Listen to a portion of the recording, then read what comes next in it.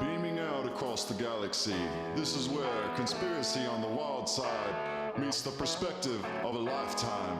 This is the Free Zone with your host, Freeman.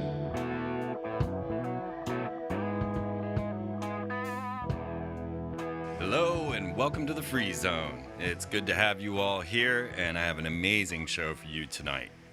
I'll tell you, myself, I was a wild human for a good decade, wandering this earth and living off imagination and miracles.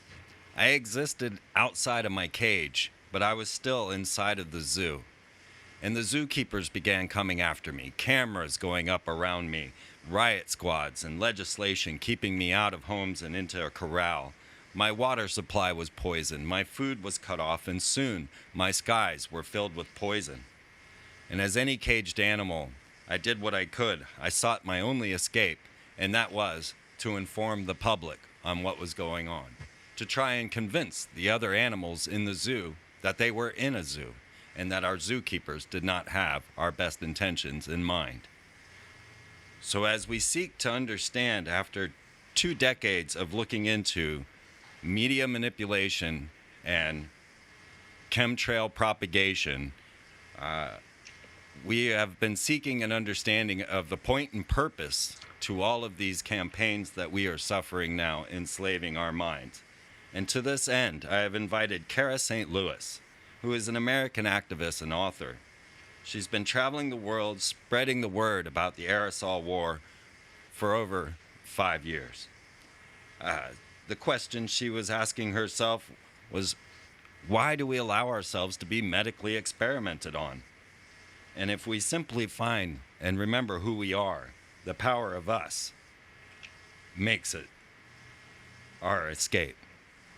And also Harald Kautz, he's a physicist and geologist and an author living in Germany. He is working to bring scientific understanding to the analysis of chemtrails and how they affect the cellular life on Earth. Not to mention the Morgellons syndrome, and you guys are going to be very intrigued by the understanding of black goo.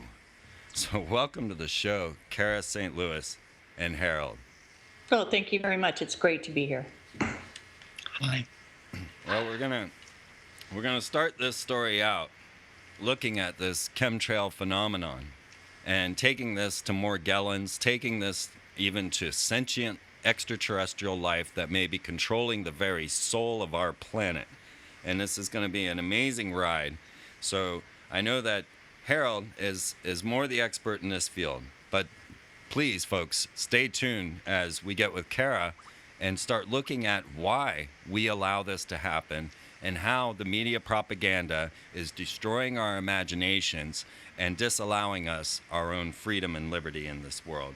So it starts with this idea, Harald, that we are in a zoo, we are in a cage, and our zookeepers are absolutely now poisoning us from the skies. Now, many people in the early days of chemtrails, well, many didn't notice at all. I personally had a revelation of these chemtrails back in the early 90s because I was familiar with watching rocket launches. And when I saw my first X in the sky, it confused me because I thought, well, they don't cross rockets on their launches, but this is the only thing I had in my repertoire to understand what these lines were. Now, as we wander around, we see all these people that openly just deny that there were not grids in our skies back in the 80s and earlier, and they don't understand that there is actually a military campaign going on that is spreading strontium, aluminum, barium all across the skies. And beyond that, we've sought for 2 decades now to understand the purpose of this. So I'm hoping that you can help us to understand a bit more of how the chemtrails affect us. And then let's just lead that straight into who's getting Morgellons and why. Okay, I can try to give a simple understanding of things, maybe not the hardcore scientific one. For the beginning, there are 2 things one should not do. This is staring into the sky and wondering whether what you see is a chemtrail or a contrail. This leads basically to nothing than a waste of time.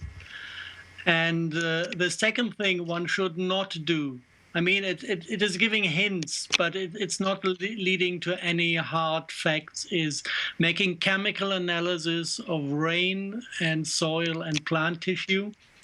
Because actually the real McCoy, the things that are produced and that are out there are not detectable by standard environmental analysis.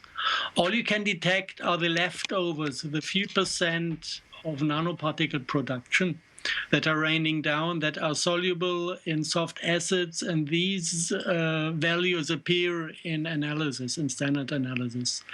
So basically, I myself, it's okay. I myself, I wasted 1 year to ask the wrong questions until I came to a point where I discovered sort of information that gave me the idea what to ask for and what to look for.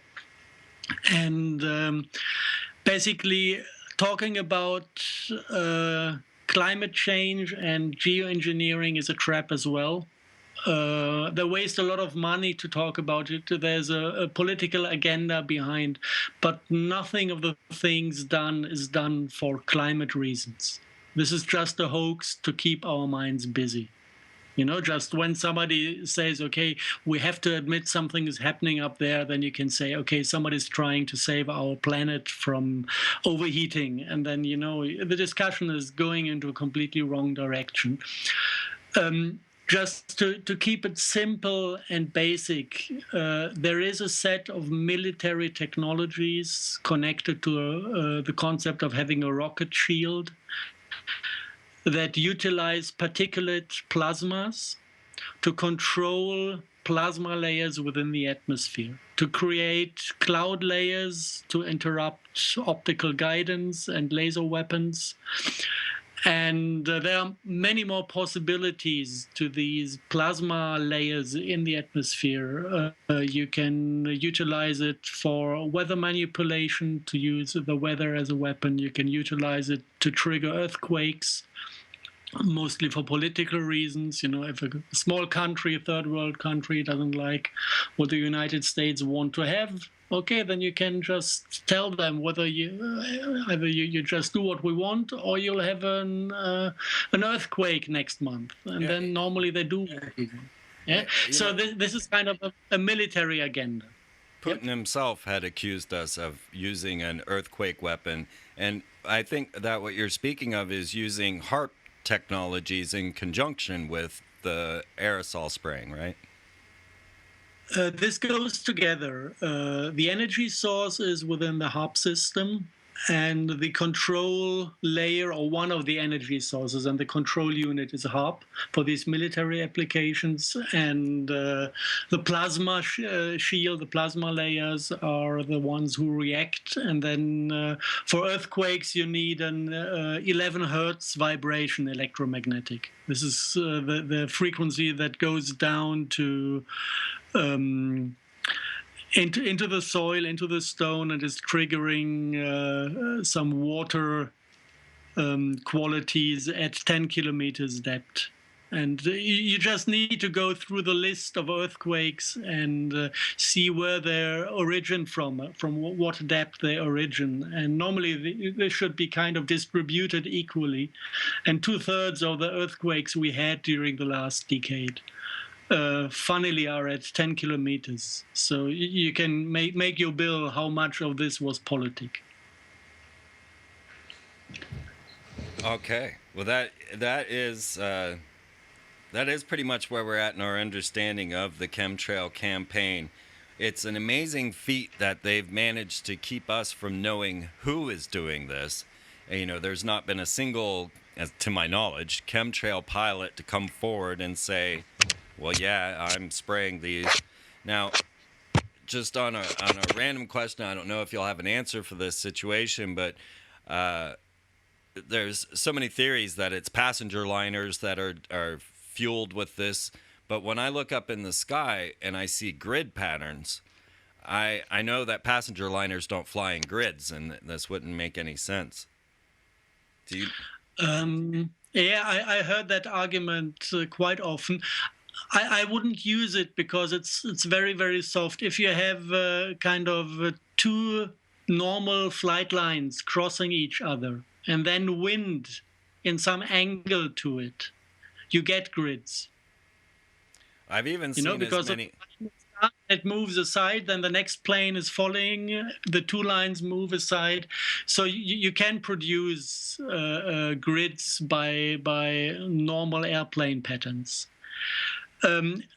This does not say that grids are not brought out on purpose, but the argument is weak.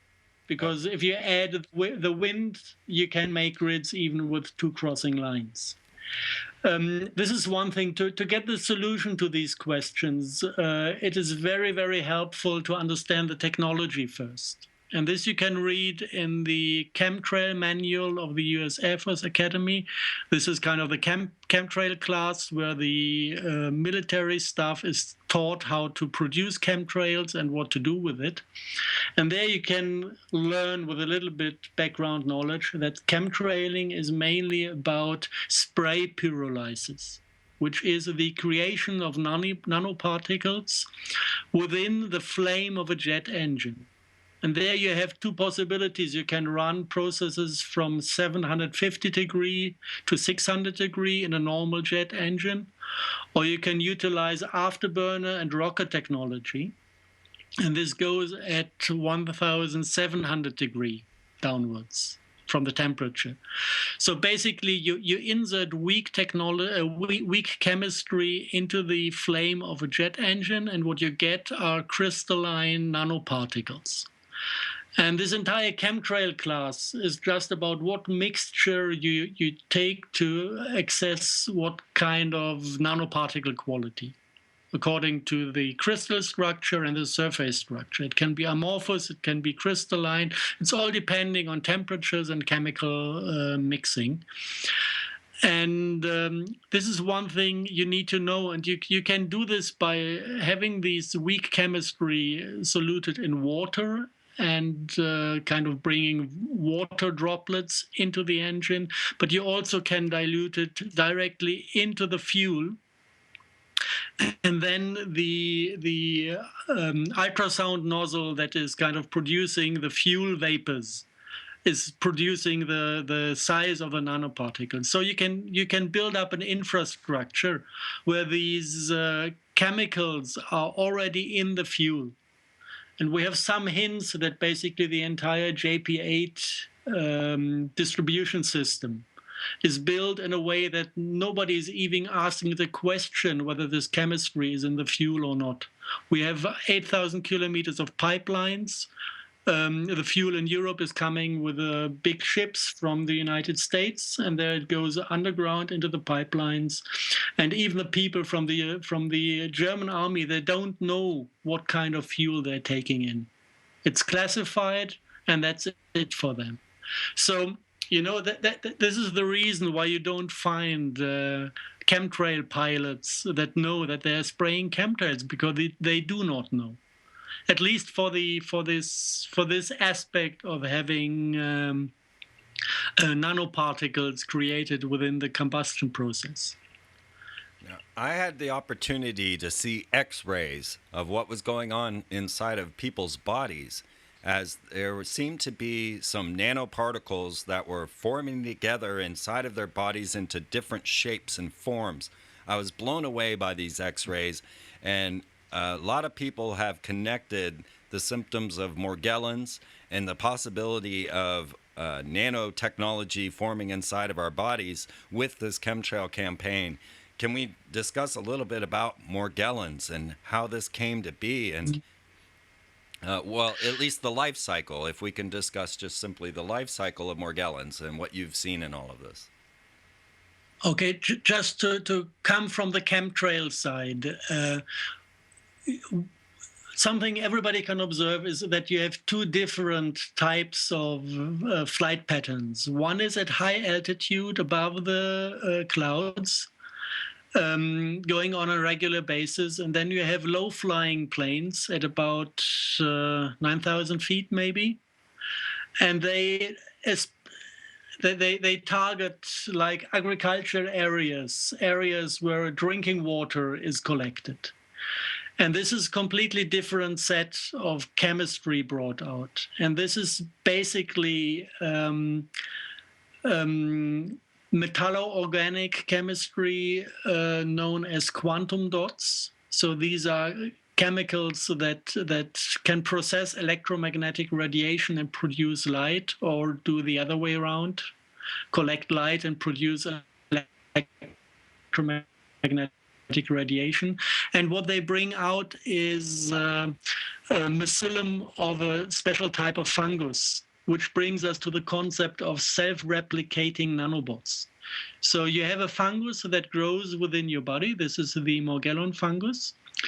And if you have these hollow fibers of the fungus within, the other side of the chemistry, nanoparticles, crystalline structures, and especially these quantum dot liquids, blue and red color, this is how it appears to us, are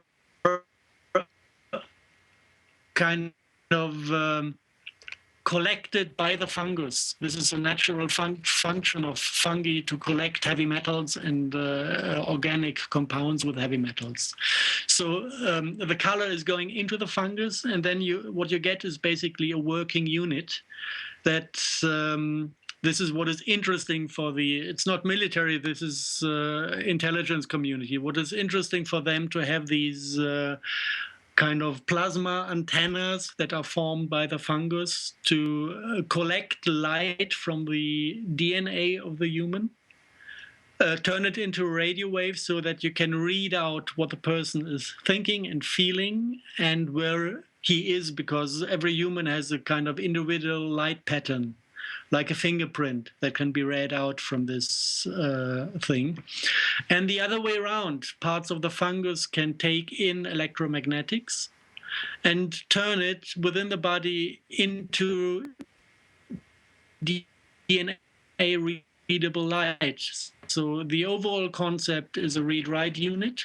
So I can take one person, make him feel something, record this feeling, and send it into a second person or into 20 million other people to make them feel the same thing. So what do you need? You need an Arabic Spring, make them angry, no problem. Yeah. So this is by kind of the intelligence community aspect of chemtrailing. And the Morgellon is not the only method they have. It is one that is kind of successful in the United States because the way Americans feed themselves is not very healthy. So the biological system of most of the people is rather run down, and if you eat bad stuff, if you go to certain fast food chains that I'm not naming now, then your body is rather poisoned, and the body will give space to these fungi to grow. Because actually for the body it is good if he has some entities within that are collecting poisons. Then the body is not suffering from the poison anymore. It is stored within these fibers. Yes, so basically in Europe the system failed more or less because people are too healthy from their habits, what they eat, how they live, the consumption of heavy medicines. It's a little bit different culture over here. So basically I see a major success of the Morgellons concept within North America. In Europe it's not as bad as on your side of the planet. Yeah, absolutely. Fast food is a weapon system, just like anything else. They are definitely taking us down. Okay. The second thing you mentioned is the life cycle. And here it's getting interesting, and we start to discover a third domain, a third interest group, like something that is not serving the intelligence community anymore. If you look at the Morgellon fungus, it grows like every other fungus on the planet. It has the mycelium that is rather fiber-like organized, growing here and there throughout the body. And at a certain point, every fungus is creating what you would call a mushroom, like a fruiting body. And this is done within the stomach and the lower intestines. So the fungus grows in there, and then he really starts to create those mushrooms. You can find them in what comes out of these victims. And the size of the mushrooms is from 2.5, 3, 4 centimeters. The biggest I've seen was 8 centimeters long. And there's one strange thing about them. They look like human embryos, with only one difference. They have one eye instead of two, and the eye is insect type. And this is something completely weird. It took some time until we started to develop some kind of understanding what this biology is like. The first thing you find is myco-insecticides that are working in a similar way. It's, for the big fruit plantations, you have problems with insects. So the professors created artificial life forms, fungi that are kind of designed to kill insects. And they have the same property or a similar property. They take in the DNA of the insect they killed. And when it's about time to form a fruiting body, they form the fruiting body in the form of the insect they killed, including the shiny eye. So this seems to be a very close relative of the Morgellon fungus. And the only difference is, and that's actually the thing that is making the entire concept interesting, if you look into the Morgellon fungus, it is not human DNA that is utilized. It is the DNA of a very high developed creature, just from the complexity of it, the length of it. But it is not human. This is why it has only one eye instead of two. And this DNA is delivered in red stem cells that come down from the sky together with the Morgellon. What we basically get is a fungus that is creating mushrooms that follow the morphogenesis of a species that is kind of human or humanoid, very highly developed, but not human. This is what you see. It has one insect eye, not two human eyes. Somebody's gone now. Uh-oh. Are you still there? It's me. I think we're all still here. Okay, phew. I don't know Something what that went was. weird. Okay. Maybe that was No the clue. The NSA lost their connection. Yeah, right? Ah. Aw. Aw. We can leave that in. Big brother just got dumped. Okay. Oh, baby. Okay, so this is really bizarre. So- Fungi taking on DNA structure of humans, morphing into this, growing out of people's flesh. Yeah. Yeah, well, what is coming out with the Morgellons disease, for those who don't know it, what you see from outside is skin irritations and the mycelium growing out of the skin. This basically is not giving us any form or shape or information about the species that is giving the morphogenetic information for the mushroom. It's for the fruiting bodies themselves. And actually this is humanoid but not human, and the stem cells, they reproduce outside in free nature, that they can stand temperatures up to 350 degrees. They can withstand full vacuum in space, and nothing is killing these stem cells. So actually, this really looks alien, because we don't have any species within our biosphere that is resembling this even closely. Right. And so this was kind of the first hint to possibilities that we have some alien agenda involved, just by analyzing and having a look at the quality of these stem cells and the fact that they are giving the morphogenesis, the form, the shape for these strange fruiting bodies, or the Morgellons. Maybe one more thing, just it was basically our first hint to where to look for the next information. This one eye thing. This is known from mythology, and it is known as the eye on the top of the pyramid.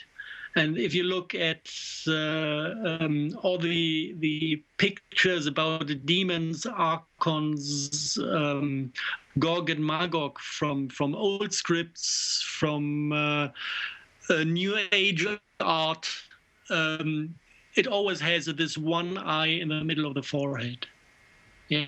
So this is just, in case of the Morgellons, it's a kind of hint that we should look into the topic of black magic to understand what's happening. That's exactly where I was going to go, because you made such an interesting comment that you found black magicians to be ending up with more Morgellons statistically, and I thought that very curious. Yeah, I found it the other way around. I had Morgellon victims and had to find out. I was just doing interviews about all the diseases they had before to find a kind of repeating pattern, how this disease develops. You know, normally you have a disease not as the first thing to happen before a disease comes. You have typical stories happening before. And at the beginning of these stories, many of the Morgellon victims I talked to had nasty experiences. Within black magic, having black magic practiced upon them, or were they practicing it and having bad side effects? Oh, I think we're calling you back. Okay, call Harald. Yeah. Just so you folks know, Harald is in Germany. We've got Cara, St. Louis on the line. I'm in the U.S. right now. And this is why it's cutting out just a bit. So, yeah. Well, while you're trying to get Harald back, this idea of him bringing up the one eye, I can say what it brings to my mind is that David Icke and Jordan Maxwell, will often talk about this one eye phenomenon that they see. I've heard Icke do it myself when I was working for The People's Voice. He talks about seeing one eye. Have you seen the one eye yet? And I really don't know essentially what that means to him. But it seemed like if you were going to make, if you're going to do some conjecturing, that would be something that communicates with him, Go ahead, Harald. Are you back? Yeah, I'm back. Somebody dropped me out of the line. Somebody messing with you from space? Oh, okay. I don't know. No, it's peace and calm here, but just the line broke. I don't know. Okay. Yeah, don't worry. Okay.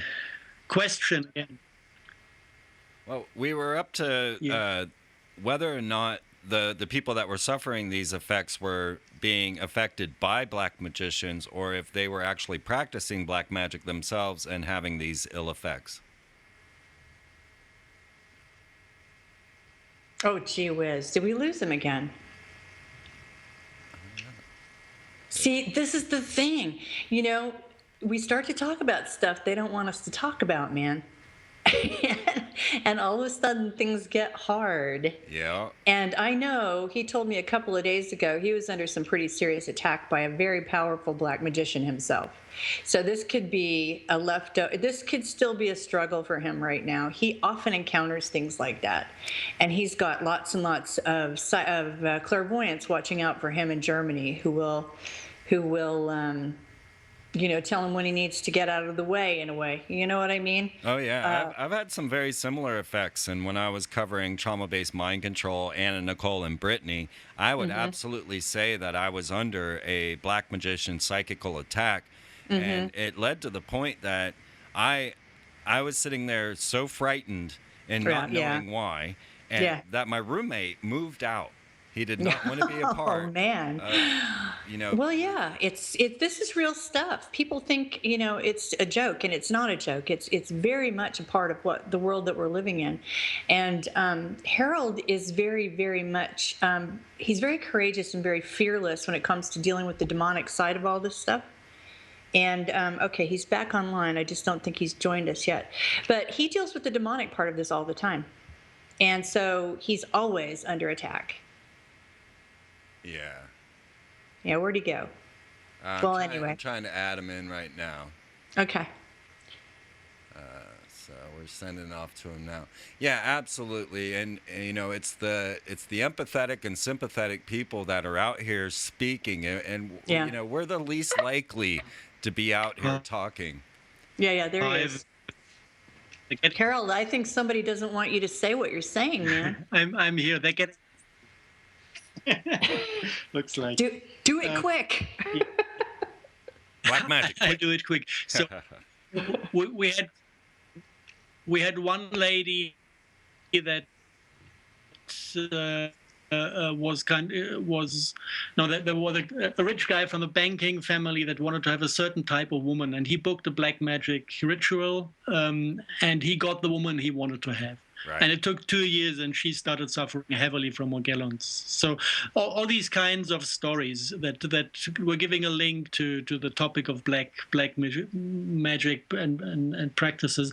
And if you look into what this actually is, if you ask, I had a few people in my vicinity who tried to practice this stuff, and I asked them actually what was it about. And they said, you're dealing with demons, you're calling demons, and they're doing you a favor in sense of making you rich, giving you power within this world. And in exchange, you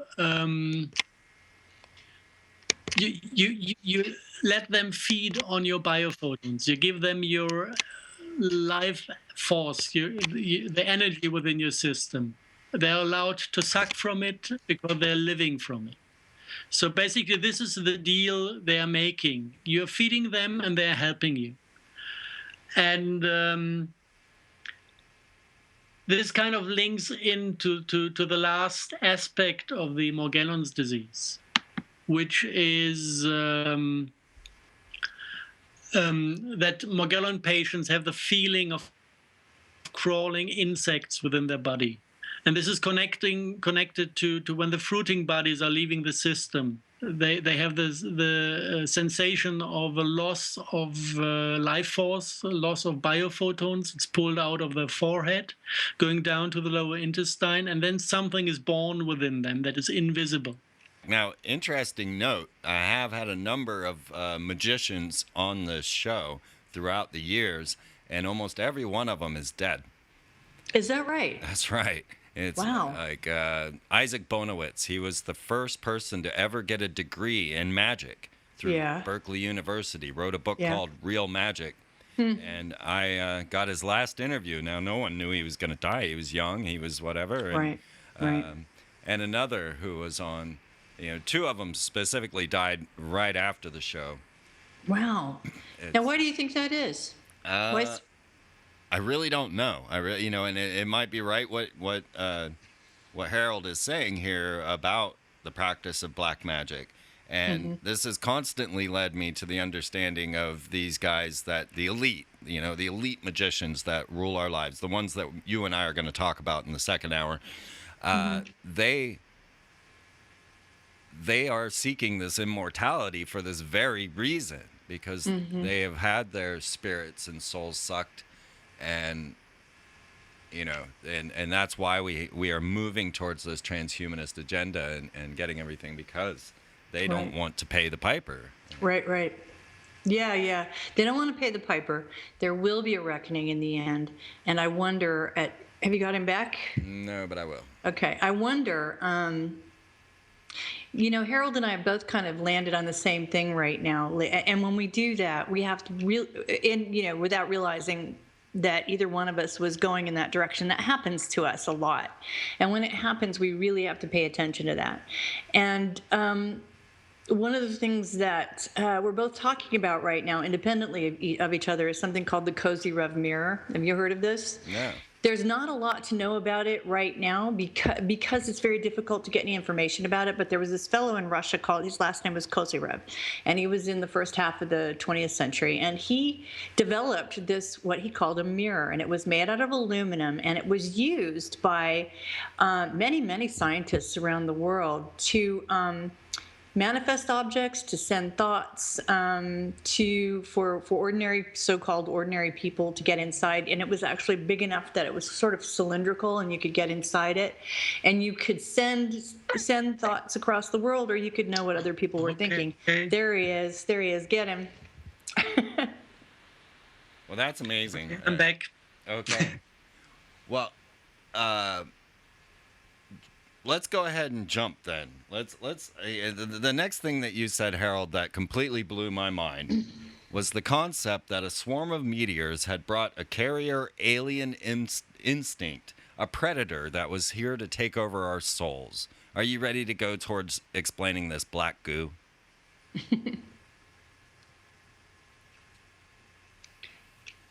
Oh, he's right there. I can see him. Yeah. Oh, there he is. My favorite topic.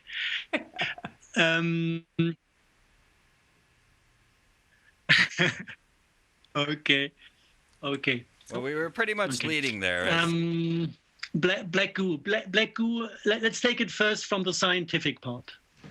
Yeah, black goo is a substance that is created within every planet out of water and carbon dioxide. You have a transmutation process that ends up with a kind of biocarbon tube. It's kind of bioorganic carbon, like carbon nanotubes, but from more organic structure, and certain precious metals like gold and iridium in M state, which is a certain type of electron configuration that is special. And this substance is able to process light in a way that we just know from outside the biosphere, like within plants, within humans. You have this fluctuation of biophotons of light in between the DNA. And actually, this is the same thing is happening in a much denser way within this black liquid, where the light is jumping from one gold atom to the other. And this is actually it has the ability to carry consciousness.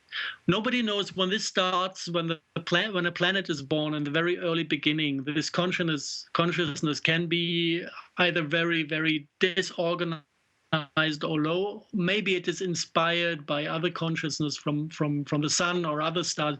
We don't know how this works, but actually the substance itself is able to carry consciousness. And at a certain point in the development of a planet, this is what the geologists know, this liquid comes out, is spreading within the oceans. And from there on,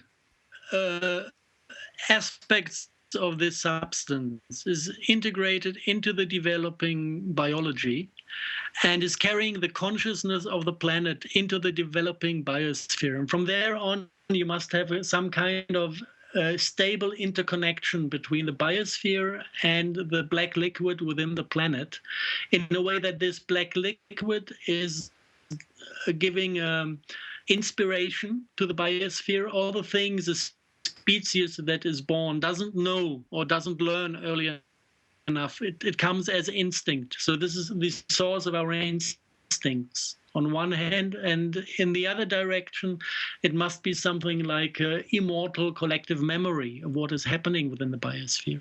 And we can address this entity as Mother Earth if we want to. So this is kind of the normal function of this black liquid we know as black goo. We have this on Falkland. We had this in the Gulf of Mexico when the Deepwater Horizon catastrophe was happening. And this is if you get into connection with the consciousness within this liquid, this is fully empathic, loving, and peaceful. This is one thing. And the other thing is that we find black goo deposits where the black goo is contained in a kind of oil schist all over the planet that are rather connected to meteorite impacts. You can say this from the geology. It's very, very easy to detect the signs of a meteorite impact. You have fracture structures within the ground in the vicinity. And this black goo oil schist is carrying a completely different type of consciousness. You could describe it as a 3-chakra consciousness. It contains intelligence, it contains life force, and it contains sexuality. But if you're coming too close to these stones, it takes over your system, and your heart chakra, for example, your heart activity, your empathy, dwindles down to nothing. And also the type of anger we know dwindles down to nothing. You get a kind of aggressiveness that is completely cold and free of empathy. When we know, for example, that many people played around with these black goo oil schists. One of them was the SS, the German I don't know what to call it. Compare it to Homeland Security in the United States of today. They played around with these stones and they went completely free of empathy through Europe during World War II. So there you can see what this substance does with you. And it goes back in the history of mankind. It goes very, very far back into, for example, the mythology of the Garden of Paradise, where you had the Tree of Life, and left and right of the Tree of Life, if you look at ancient paintings, you have 2 pieces of black goo oil schist in a very typical form. It's called Shiva's lingam in mythology. And you can start to understand that the deterioration of paradise actually was a connection of humanity to this alien black goo, to a collective consciousness with different instincts that are not from this planet, but that came in with a swarm of meteorites around about 80,000 years ago. So this is giving us a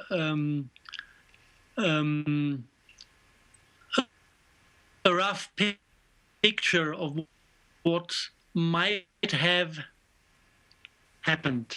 Like you have an invasion of an alien collective subconsciousness, of an alien planetary consciousness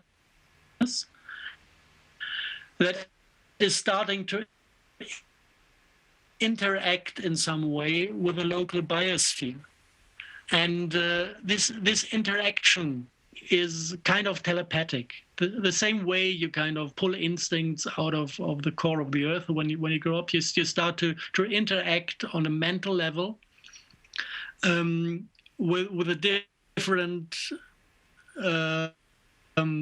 planetary consciousness. And what this thing gave us, as it looks like, is a holographic representation of the species that lived on that planet. This is what we kind of experienced as demons. Demons are not real biology, even if we have the stem cell from the Morgellons disease that is kind of the full biological information. What we experience is a 3D appearance, a holographic projection of this species that is interacting with us on mental level, that is kind of trying to manipulate our culture into a direction that is in their field of interest, which is killing the heart chakra, making us ego-driven beings that follow a very, very highly defined kind of bioenergetic pattern. And you can express this. This is getting maybe a bit too scientific, but if you look into the bioactivity in the body, you have certain angular patterns. And everything that is connected to heart energy and to the chakras that this black goo does not have is in angles of 30 and 60 degree. You get kind of triangular patterns. You're getting the Star of David, if you want so. This is connected to this heart energy, and it is giving you irrationality and nonlinear patterns. And all the things connected to this demon type thing is more following the patterns of an artificial intelligence. It has binary fields. It's following 90-degree angles and 180-degree angles. And the two systems kind of don't go together. If you have a fully developed empathic being with the 30, 60-degree angles, it will not be affected by the other field structure, unless you get some help to develop your culture by, let's say, reads that follow black magic communication. And then from this source of knowledge, our entire culture slowly change. And this is where Cara comes in, because she kind of researched this slow change of thinking, feeling, acting, from the irrational that is actually loving and human to the rational, which, if I look at it from the scientific level, is nothing else than reducing bioactivity to binary fields. You know, from the very core science, it's all about field geometry. And at the end of the line, which Cara is going to describe later, we are completely binary beings that are controlled by our ego, that have no asymmetric, non-linear, creative field structure within the body. That is easily, it is very easy, because we are very similar to these binary projections out of these alien black goo, that it becomes easy for this alien consciousness to utilize us as biorobots, because it has the power to take over our system. And this is, on one hand, this is bad news, because we have an enemy that is pretty tricky. On the other hand, it's good news, because the message of this entire game is all we need to do is reactivate our heart chakra and become loving and heartful beings again. And then this binary biology is completely lost, because it cannot resonate with us, with our system, and it cannot take over our system as a binary thing. Because actually, if somebody is in his heart energy, and the heart is the point of identification, you know, you can identify with the ego. You can think, I am what I think. This is wrong, then you can be manipulated. You can also identify with your heart.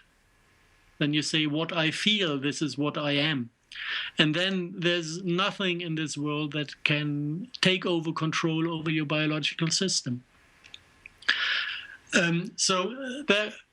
As you can see, there are a number of things that come together. You have this track of biology and funny substances that you can find on the planet that is giving you a hint what might have been happening.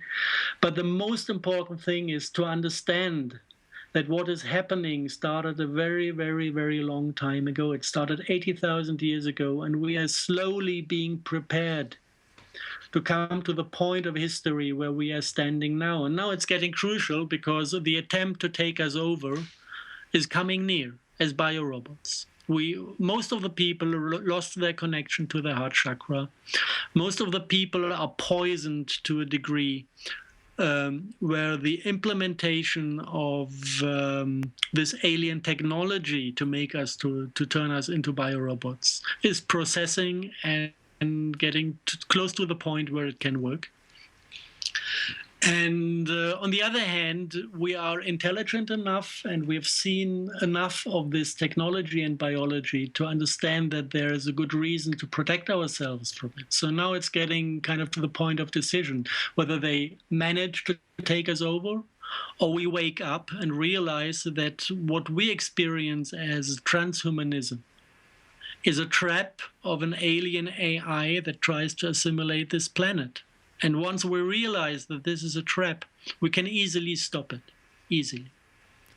Well, the culture industry, in conjunction with this sentient ooze, is absolutely working hand in hand, as we can see. And I was completely shocked as we got to the end of the X-Files, and we find out that the alien race is actually a black goo that takes over a human body and then morphs them into the alien. I mean, it's right there in popular culture. And of course, as we move on in this discussion, we're going to go on to the culture industry and how it, now you're saying this correlates with this whole situation, which is just kind of mind-boggling. And I just see a force of people that are taken over by this fungi. And, you know, it's like Invasion of the Body Snatchers as they project themselves out into the culture, utilizing the mainstream media. Yeah, I would not judge the mainstream media in that way, that they know what they're talking about. This is something completely else. It is showing us the highest potential of humanity.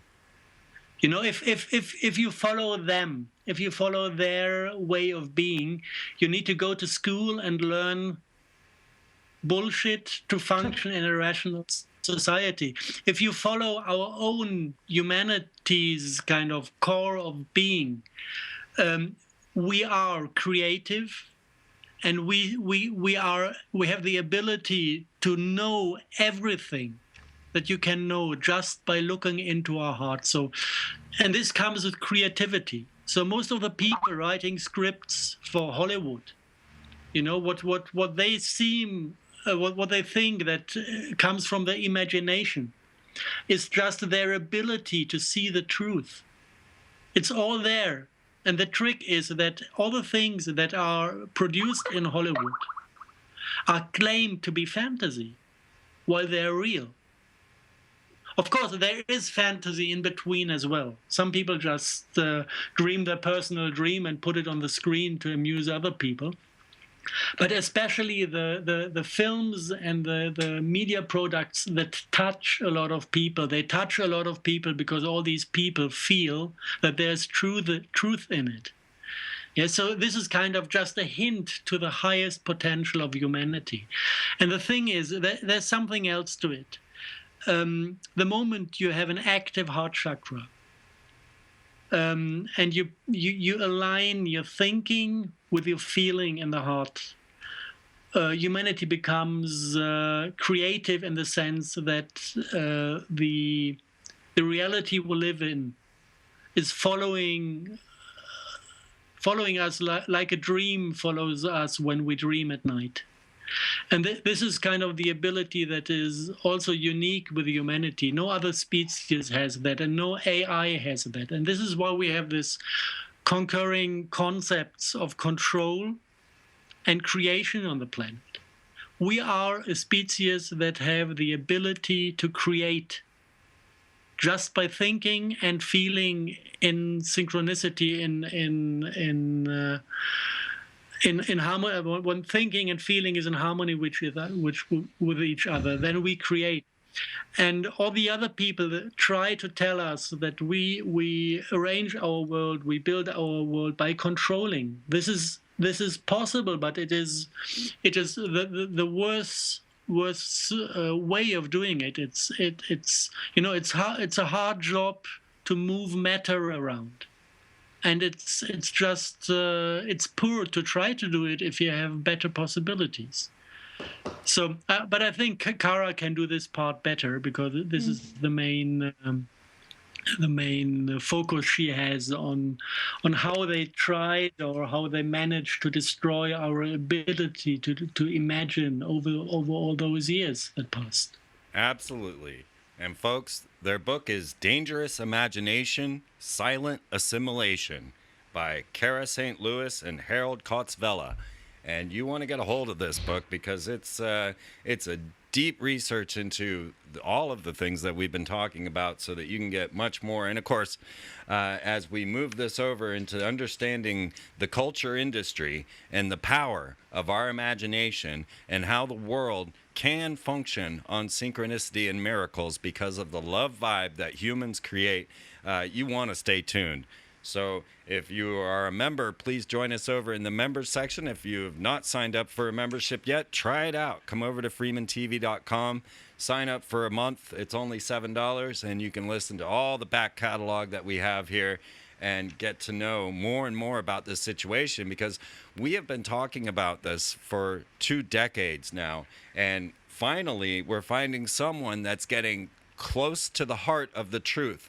Because if you're not taking the story of the technological advancements, the AI, the computers, the aerosol spraying, and all of the technologies such as HARP and the manipulation devices all around the planet, and bringing this into the occult world and understanding the connections to this, to the channeling of demons, to the use of black magic, then you're not going to see the whole picture. You're going to be looking around, and as Harald has said, you're following the wrong trail, because this gets so much deeper and so much stranger. So I want to thank you, Harald, for giving us this time to start. I mean, just scratch the surface is all we've done here with the concepts of chemtrails, Morgellons, and a sentient black goo that seems to be an extraterrestrial parasite that has attached itself to our souls and is using our very minds to create a culture of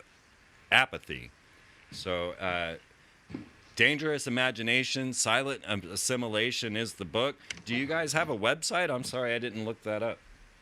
Well, we both do, actually. I know Harold has his own personal website, but I have a magazine called vortexcourage.me that I operate through.